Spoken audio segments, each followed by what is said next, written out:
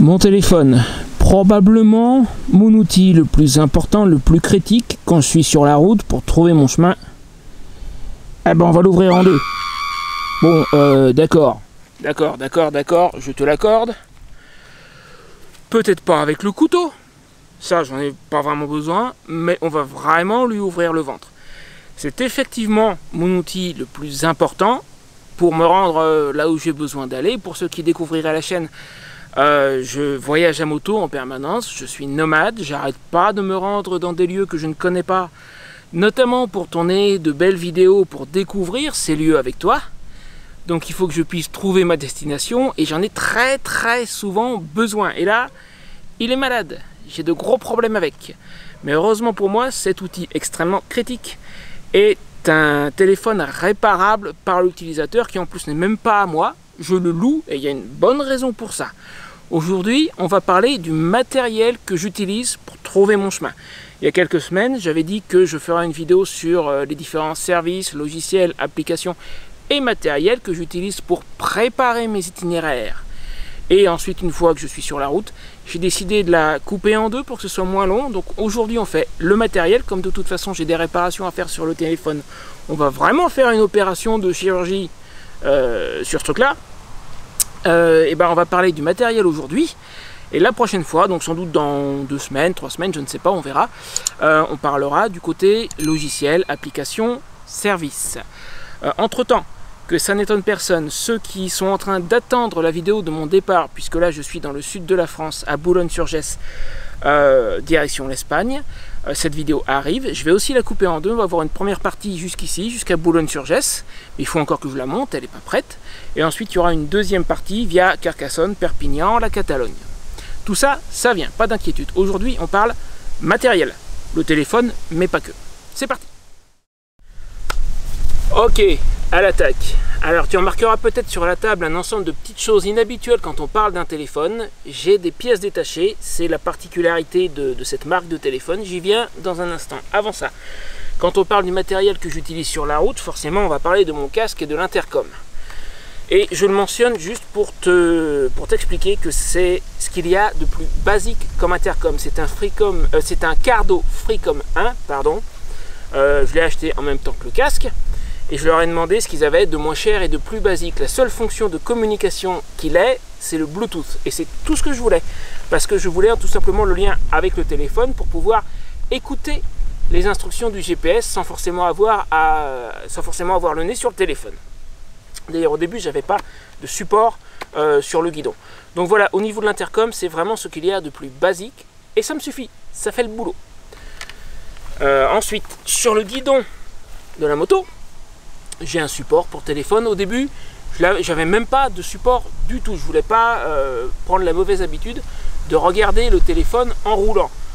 Finalement, j'ai fini par me décider à mettre un support parce que les instructions du GPS les instructions audio sont pas toujours parfaitement claires. Genre, il te dit tournez à gauche sur la route machin, mais le nom de la route tu le vois pas. Et puis des routes à gauche, il y en a 2. C'est laquelle? Ou alors j'en ai pris une. Est-ce que j'ai bien pris la bonne? Je suis pas sûr. Et 30 secondes plus tard, vous avez dévié de l'itinéraire depuis 300 mètres.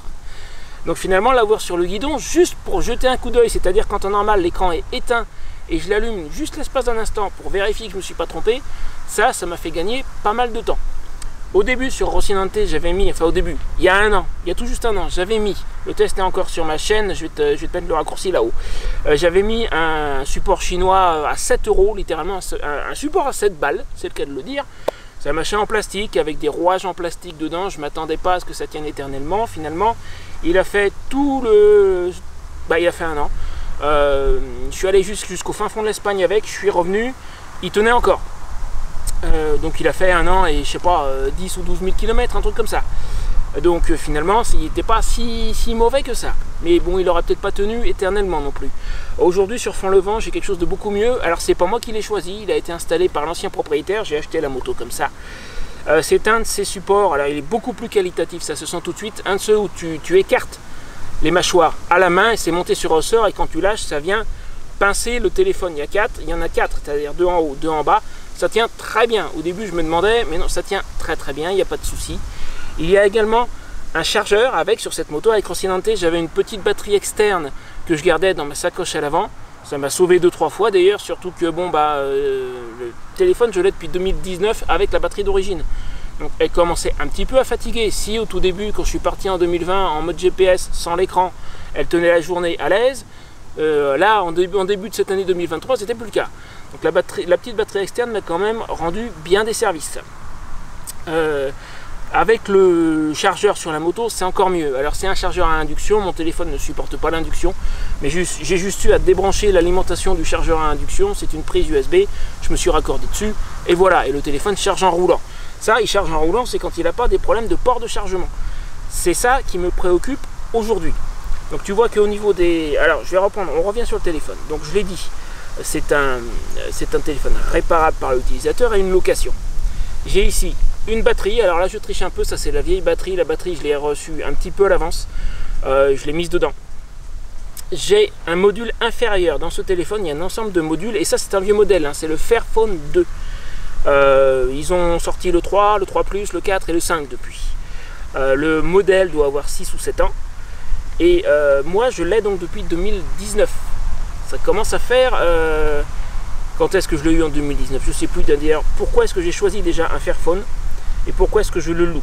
Alors c'est un Fairphone 2, je le loue dans une coopérative qui s'appelle Common, mais je précise un truc tout de suite, cette vidéo n'est sponsorisée ni par Fairphone, ni par Common. J'ai de bonnes raisons à la fois d'avoir ce modèle de téléphone et de le louer. Pourquoi est-ce que j'ai un Fairphone? C'est parce que courant 2019, je ne sais plus exactement quand, j'avais un Samsung S7 Edge, je l'ai fait tomber une fois de trop sur mon carrelage. J'ai cassé l'écran, je l'emmène, il s'allumait encore mais l'écran était lisible. Je l'emmène chez un réparateur, le réparateur me dit oui je peux changer l'écran mais ça va coûter 350 €. C'est-à-dire quasiment la moitié du prix que j'avais payé le téléphone 2 ans auparavant. Je ne vais pas mettre 350 € pour réparer un téléphone qui a déjà 2 ans, ça vaut pas le coup. D'ailleurs je pense que c'est un peu prévu pour ça, hein, c'est du matériel jetable, sincèrement. Ils s'attendent à ce que tous les 2 ou 3 ans, tu en rachètes un. Pas chez Fairphone, ils font des téléphones éthique et durable. Éthique, c'est-à-dire qu'ils ont des accords avec des mines qui ne sont pas aux mains de milices armées, où les mineurs sont payés convenablement. Donc c'est pas des esclaves qui vont aller chercher les terres rares et les métaux nécessaires pour la construction notamment de la batterie et d'autres composants du téléphone. Ça c'est le côté éthique. Je te le fais simple, hein, je ne connais pas tous les détails sur Fairphone, ça c'est ce que j'ai compris moi. Et puis durable parce que encore une fois ils sont réparables par l'utilisateur. Fairphone s'engage à fournir des pièces pendant, je crois à l'origine pour le 2 c'était 5 ans il me semble de mémoire, et là pour le Fairphone 5 il est question qu'ils fournissent des pièces pendant 10 ans. Il n'y a aucun constructeur qui fait ça. Déjà à ma connaissance il n'y a aucun constructeur qui fait un téléphone démontable et réparable par l'utilisateur comme on va le faire là. Donc ça c'est la raison pour laquelle j'ai un Fairphone, c'est qu'après avoir cassé l'écran du S7 Edge du Samsung, j'ai dit si ça recommence, je ne veux pas me retrouver bloqué. Et ça a tout son sens aujourd'hui où je dépends littéralement de mon téléphone pour me déplacer, pour aller d'un point A à un point B, et je m'en sers comme je disais vraiment beaucoup. Donc le fait qu'il soit réparable, je casse l'écran. D'ailleurs, si je ne l'ai pas réparé plus tôt, je ne sais pas si ça sera visible à la caméra, c'est parce que l'écran est fendu du haut en bas. Aujourd'hui j'ai un problème avec le port de chargement, j'ai beaucoup de mal à le charger. Seulement pour ne serait-ce que vérifier si les différents modules sont vissés, ne serait-ce que pour vérifier si le port de chargement ne s'est pas juste desserré, genre avec les vibrations de la moto, il faut enlever l'écran. Le premier truc que tu retires pour accéder aux différents modules, tu retires l'écran. Et comme il est fendu, je me disais, si je l'enlève, est-ce que je vais réussir à le remettre? C'est pas sûr. Là pour l'instant, il marche. Donc je n'osais pas y toucher. Raison pour laquelle je me suis fait expédier, en plus du module inférieur, qui est cette pièce-là, je me suis fait expédier aussi un écran neuf, parce que celui-là, je suis pas sûr de pouvoir le remettre. Donc ça c'est la raison pour laquelle j'ai un Fairphone. Il y a une panne, je me procure la pièce, soit je l'achète, soit on va voir dans un instant comment j'ai eu celle-là, je ne les ai pas payées. Mais d'une manière ou d'une autre, les pièces existent et je peux moi-même réparer le téléphone à moindre coût. Dans le pire des cas, ça va me coûter que le prix de la pièce.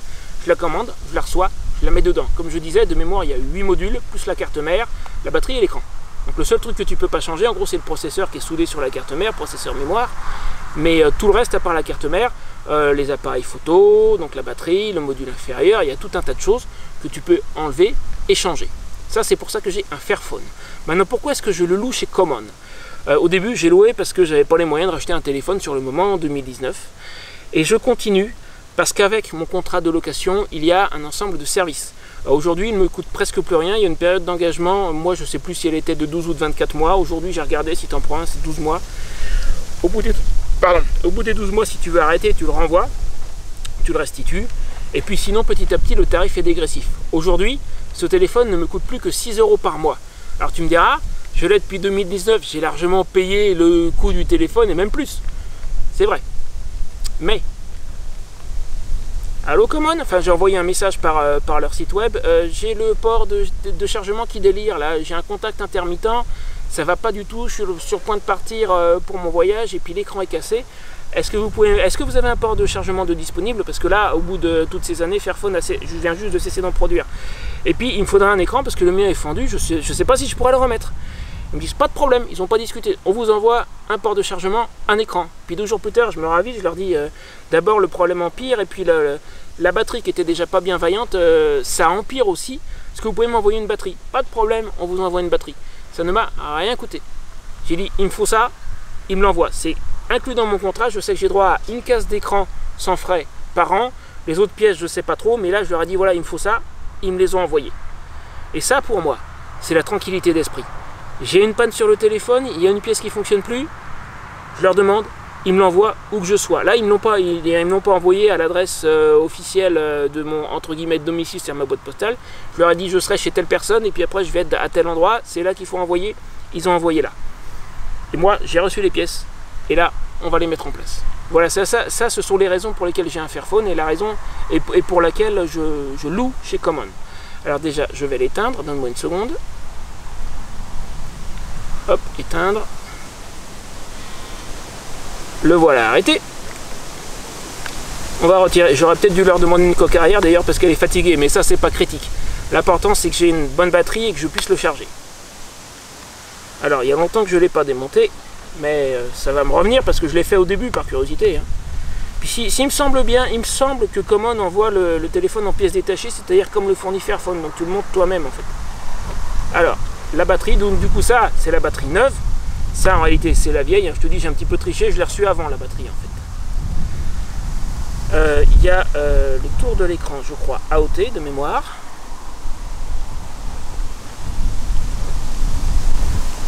Allez, voilà. Tu enlèves ce truc là. Après au niveau de l'écran, il y a deux. Alors ça a peut-être changé avec les modèles plus récents. Ouais, il faut les faire glisser, c'est ça. Et ensuite, il me semble qu'il se soulève, je suis pas sûr. Il y a longtemps que je ne l'ai pas fait. Hein. Ou est-ce qu'on les fait juste glisser? Non, peut-être qu'on les fait juste glisser. Alors après, une fois qu'ils ont glissé, c'est dans quel sens? C'est dans ce sens-là. Voilà. Voilà. Et ça, avec ton téléphone, toi, tu le fais pas. L'écran, eh ben, du coup, tu vois, il tient encore en un seul morceau. Donc j'aurais pu l'enlever, le remettre, mais j'osais pas. Le module inférieur, comme tu peux voir, là, et là j'ai le module 9. Alors est-ce qu'il bouge du coup? Ça n'a pas l'air, donc c'était pas ça, c'est vraiment qu'il est fatigué. Je vais prendre, j'ai oublié de les sortir, mes tournevis informatiques. Il faut un tout petit tournevis en croix, un cruciforme, qui est fourni dans la boîte quand tu achètes le téléphone. Alors je l'ai quelque part, mais je sais pas trop. De toute façon, j'ai des tournevis informatiques, du petit comme ça, j'en ai. Je reviens tout de suite. Alors, voyons si j'ai toujours le leur, d'ailleurs, sinon j'utiliserai un de mes... Ouais, je l'ai. Voilà, ça de mémoire, c'est le tournevis qui est fourni avec le téléphone. Alors on va reposer tout ça, ça serait idiot de le mettre par terre. Donc tu enlèves en fait. Donc ça c'est mon vieil écran, hop, on va le mettre de côté. J'espère que je suis en face de la caméra, je pense. Donc celui-ci, 1, 2, 3, 4 vis, tu enlèves les vis.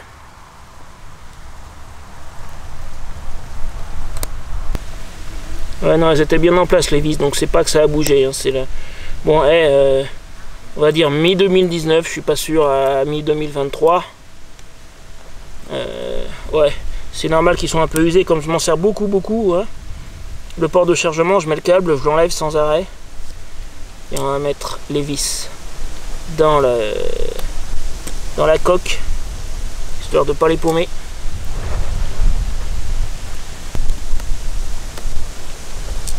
Voilà. Le module de chargement endommagé. Tu vois, exactement le même. Hein. Alors, on va essayer de ne pas les confondre. Ça, c'est le vieux, je le mets avec la vieille batterie.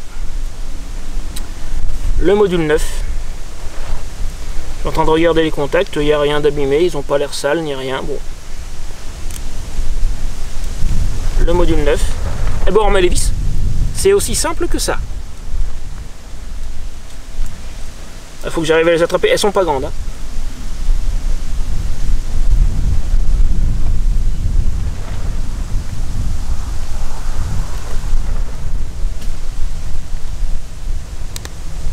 Voilà.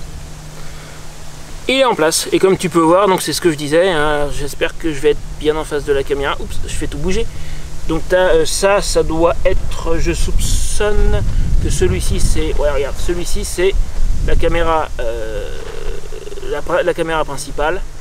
Oh, ça doit être haut-parleur et puis la caméra selfie. Puis il y a d'autres bricoles, je sais pas trop ce que c'est. De mémoire, je te dis, il me semble qu'il y a 8 modules. Alors peut-être que l'écran est inclus dans les 4, je me souviens pas. Maintenant, on remonte tout ça. Alors que je me souvienne du sens, ça doit être toi tu rentres par devant ou tu rentres par derrière. Ça je sais plus. C'est comme ça. Je pense. Ah, il faut que je remette l'écran d'abord. Ah, l'écran neuf. Alors, il est déverrouillé.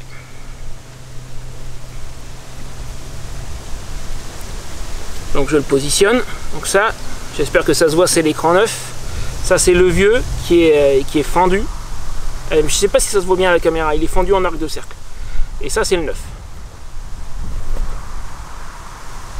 Donc je le positionne. Hop, je ne sais pas si tu auras entendu, il vient de faire clic. Je verrouille.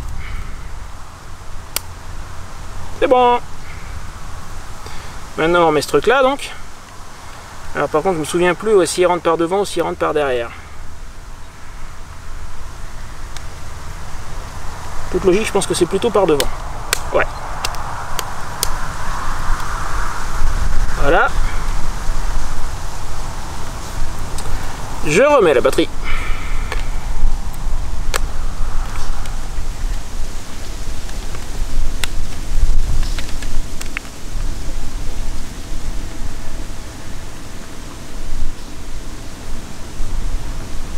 Alors j'ai mis le pourtour, je l'ai mis à l'envers en fait, je me suis trompé.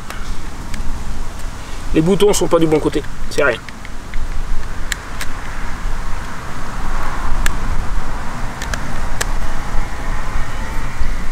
Voilà. Donc je remets la batterie. Je le referme.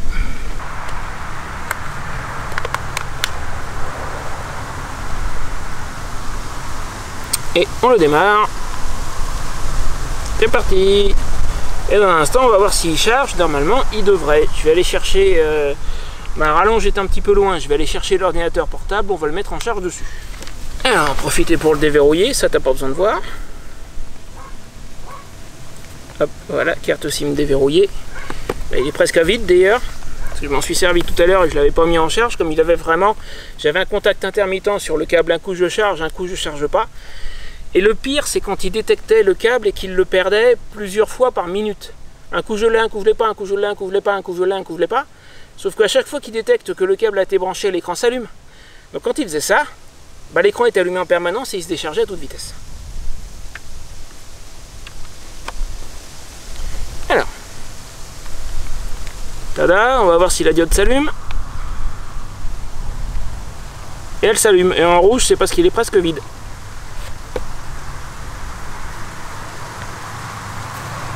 Alors là, c'est en vert parce que j'ai une notification, ça c'est rien. Mais ce qui se passait, avec le port de chargement endommagé, des fois ça s'allumait et puis juste le posait sur la table, il le perdait. Et ben là, regarde, je peux le bouger, je peux faire ce que je veux, ça reste allumé. Je sais pas si c'est visible à la caméra, mais moi je vois la diode allumée. Ce qui veut dire qu'à présent, le port de chargement fonctionne convenablement. Tout ce qu'il y avait à faire, c'était remplacer la pièce. Et ça pour moi, ça n'a pas de prix. J'ai une panne, je commande la pièce. Je la mets, c'est reparti pour un tour. Dans quelques temps, je le changerai probablement parce que le Fairphone 2, quand même, niveau puissance, c'est un peu limite pour ce que je lui demande. Tu verras dans la deuxième partie de cette vidéo que j'utilise un système de GPS qui est totalement hors ligne. C'est pas Waze, c'est pas Google Maps, c'est rien de tout ça. Je n'utilise quasiment que des services qui garantissent aucun suivi, aucune surveillance. Et en plus de ça, ça me permet d'avoir mon GPS même dans des endroits où la connexion de données n'est pas disponible. J'ai pas de réseau, c'est pas grave, j'ai mon GPS quand même. Mais ça fait que le calcul des cartes est fait, le calcul de l'itinéraire est fait sur le téléphone, c'est lui qui fait tout le travail, tandis qu'avec les Waze et compagnie, en fait, tes données sont envoyées à des serveurs à l'extérieur qui font le calcul de l'itinéraire pour toi et qui te le renvoient. Donc ton téléphone n'a quasiment rien à faire à part de la transmission de données. Là, tout le calcul est fait sur le téléphone. Et c'est vraiment beaucoup lui demander au Fairphone 2. Il est un peu léger. Certains itinéraires un peu complexes, un peu longs, il met longtemps à calculer l'itinéraire. Il est même arrivé une fois ou deux qu'il n'y arrive pas du tout. Donc si j'en change, et j'en changerai sans doute d'ici 2-3 mois peut-être, ce sera uniquement pour cette raison-là. Mais ça sera un autre Fairphone, un plus récent, un plus puissant, mais toujours un Fairphone, et toujours pour exactement la même raison, à cause de ça. Après, la technologie a évolué, ça a peut-être plus tout à fait la même tête, je sais pas.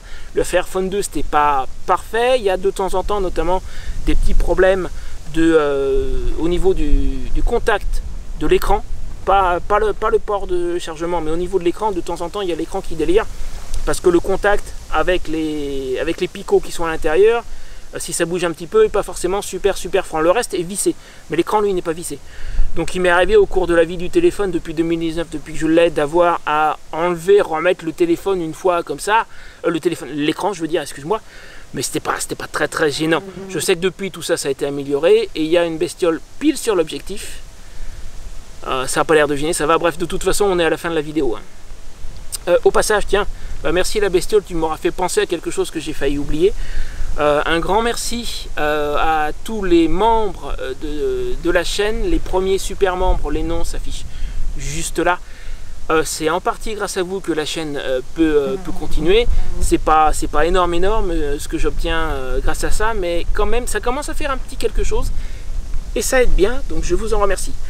Si toi aussi tu veux devenir membre et avoir un certain nombre d'avantages que les autres n'ont pas et soutenir la chaîne, tu trouveras un lien dans la description de cette vidéo. Voilà, ça c'est fait, j'ai encore failli l'oublier, j'ai pas tout à fait le réflexe. Bref, donc mon prochain téléphone, si je change, ça sera encore un Fairphone et je vais encore le louer chez Common pour les raisons que j'ai expliquées. J'ai un problème, il est vite réglé, il y a juste à remplacer la pièce et via Common, la pièce je l'obtiens facilement. Et regarde, un autre truc, Fairphone a cessé de produire les modules pour le Fairphone 2 et les modules inférieurs comme celui-là, ils n'en ont plus en stock. J'avais regardé avant de m'adresser à Common. Je demande à Common, ils me disent oui, nous on en a encore. Ils m'en ont envoyé un, problème réglé, là depuis tout à l'heure. Ça bouge pas, ça charge, il n'y a pas de pépin, tout va bien. La diode est toujours allumée, toujours en rouge parce qu'il est à moins de 25%, mais il charge. Ça y est. Donc voilà les raisons pour lesquelles j'ai ce matériel-là. Maintenant, écoute, côté matériel, on a fait le tour. Donc la prochaine vidéo, ça sera tout ce qui est logiciel, application et services en ligne que j'utilise à la fois avant de partir pour préparer mes itinéraires, une fois que je suis sur la route sur le téléphone, et également un qui me sert à trouver l'essence la moins chère possible sur la route que j'ai définie. Voilà. Écoute, c'est tout pour aujourd'hui. Je te remercie d'avoir regardé la vidéo jusqu'à la fin. N'oublie pas le petit j'aime, le petit commentaire. Si tu n'es pas encore abonné, abonne-toi. Et je te mets une autre vidéo sur la vie nomade à moto juste là. Ou là, je sais pas, on va voir.